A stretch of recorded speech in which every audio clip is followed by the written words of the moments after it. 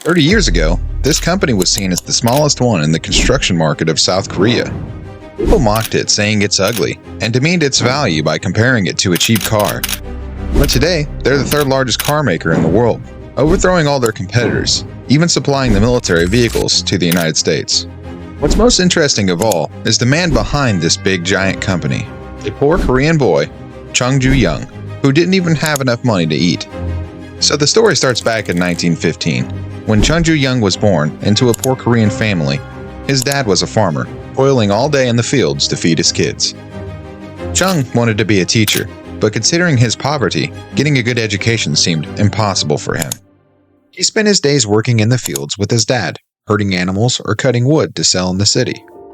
But when he saw the city for the first time, he was amazed. Clean people, beautiful clothes, good roads, and plenty of food. He thought, if I move to the city, I can live a good life. But his parents wouldn't let a 16-year-old go alone. One day, Chung got a hold of a newspaper with news about a construction project needing workers in a nearby city.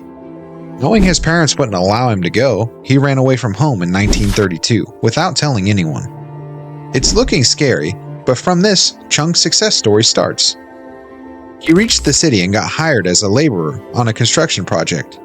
The work was hard, and the pay was low, but Chung was satisfied knowing that he was earning on his own.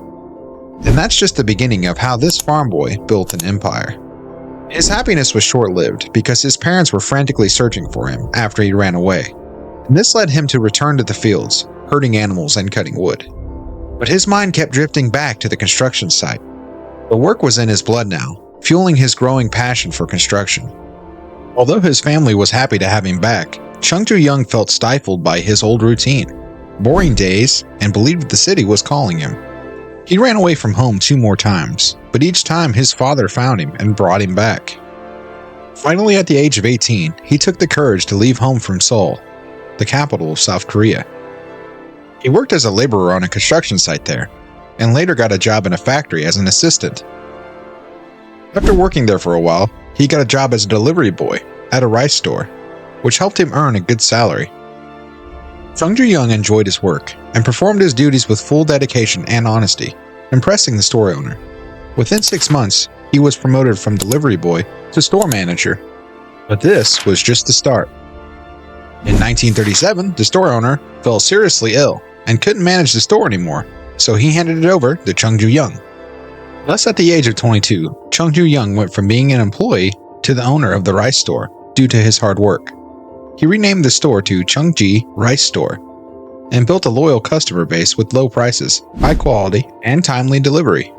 Just when things were looking up for Chung Ju-Yung, the universe decided to throw a curveball.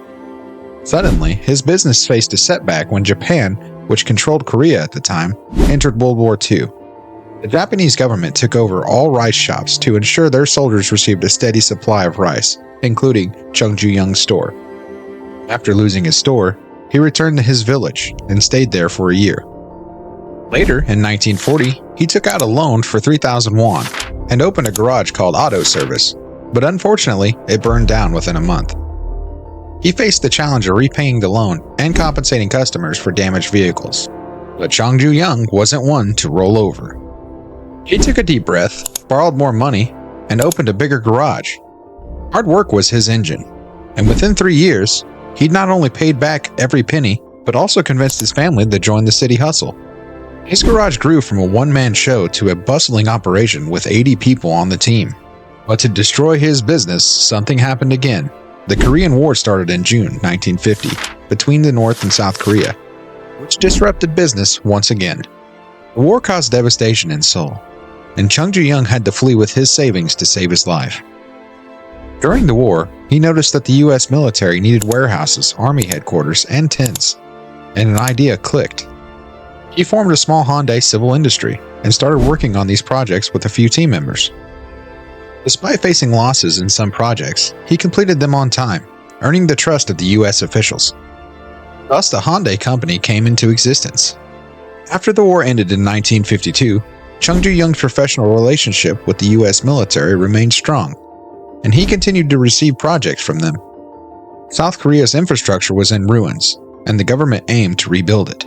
Hyundai Civil Industries played a major role in South Korea's redevelopment, receiving thousands of projects like expressways, nuclear power plants, and dams.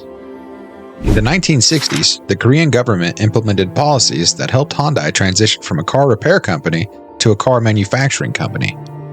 The government mandated that foreign automotive companies could only operate in South Korea if they partnered with local companies. This opened a new opportunity for Hyundai, and in 1967, Chung Ju-Yung founded Hyundai Motor Company. A year later, Hyundai partnered with Ford to build a large assembly plant, one of the world's largest automobile plants today, with an annual production capacity of 1.6 million units and 75,000 highly skilled employees from various countries.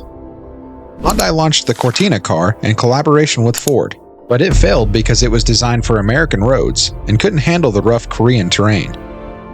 The failure of Cortina resulted in great losses for Hyundai, and many customers demanded refunds. To make matters worse, a flood in 1969 submerged Hyundai's assembly plant and newly built cars, which almost forced the company to shut down. A normal man in this situation easily steps back, but Chung Ju-Yung never counted the falls. He rebuilt the plant and addressed all the problems, and once again, he relaunched Hyundai successfully. In 1974, Ford ended its partnership with Hyundai, leading to another crisis for the company. Even though things didn't work out with Ford, Chung Ju-Yung didn't give up. He wanted to build a special car just for South Korea that could handle the country's tough roads and weather. In 1974, Hyundai began developing its first car, the Pony. Chung hired George Turnbull, a former British Leyland executive, to oversee the project. Turnbull brought in engineers from around the world, including Italy for design and Japan for production technology. In 1975, the Hyundai Pony was launched as the South Korea's first mass-produced car. It became an instant success, which laid the foundation for Hyundai's future in global automotive market. Throughout the late 70s and 80s, Hyundai continued to innovate and expand. They entered the American market in 1986 with the Hyundai Excel, which was praised for its affordability and quality. By the 1990s, Hyundai had established itself as a major player in the automotive industry, known for its reliable and economical cars. Chung Ju-Young's business acumen wasn't limited to automobiles. Under his leadership, Hyundai diversified into various sectors, including construction, shipbuilding, and electronics. Chung's journey from a poor farmer's son to a founder of a global conglomerate shows his resilience, vision, and hard work. He passed away in 2001, but his legacy lives on through Hyundai, which continues to innovate. Today, Hyundai is not only the world's third largest car manufacturer, but also a symbol of South Korea's rise from the ashes of war to become a leading economic force.